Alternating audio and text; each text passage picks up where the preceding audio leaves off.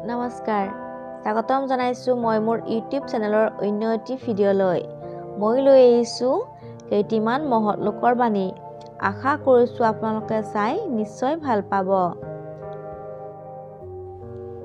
উপহাৰতকৈ উপহাৰ দিয়াৰ বাবে যি মানসিকতাৰ প্ৰয়োজন সেয়াহে অধিক মূল্যৱান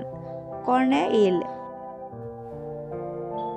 ভুলৰ বাবে আনক ক্ষমা কৰি দিবা কিন্তু নিজকে কোনোদিন ক্ষমা নকৰিবা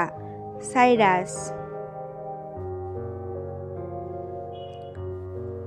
কি কৰা উচিত সেইটো সুকলমে সম্পন্ন কৰা সময়খিনিয়েই হ'ল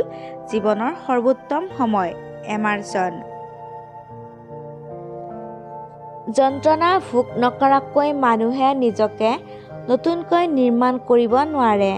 কাৰণ মানুহ নিজেই পাথৰ আৰু নিজেই ভাস্কৰ এলেস্কিছ কেৰেলা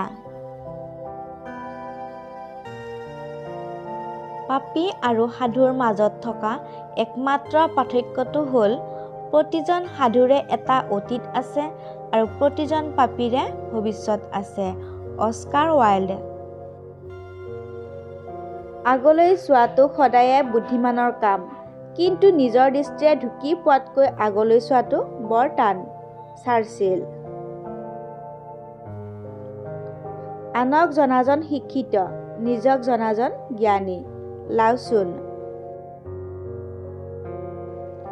নিজৰ কৰ্মশক্তি বৃদ্ধি কৰিবলৈকে অসম্ভৱ কামো কৰিবলৈ চেষ্টা চলোৱা উচিত বেট ডেভিছ ব্যক্তিগত অভিজ্ঞতা অবিহনে মানুহে বহুতো প্ৰকৃত সত্যৰ সম্পূৰ্ণ অৰ্থ কেতিয়াও হৃদয়ংগম কৰিব নোৱাৰে জন ষ্টুৱাৰ্ট কৰ্মৰ মাজতহে পূৰ্ণতা লাভ কৰে বেইলি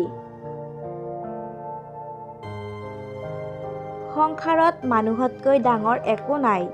মানুহৰ ভিতৰত আকৌ মনটোতকৈ ডাঙৰ একো নাই ছাৰ উইলিয়াম হেমিল্টন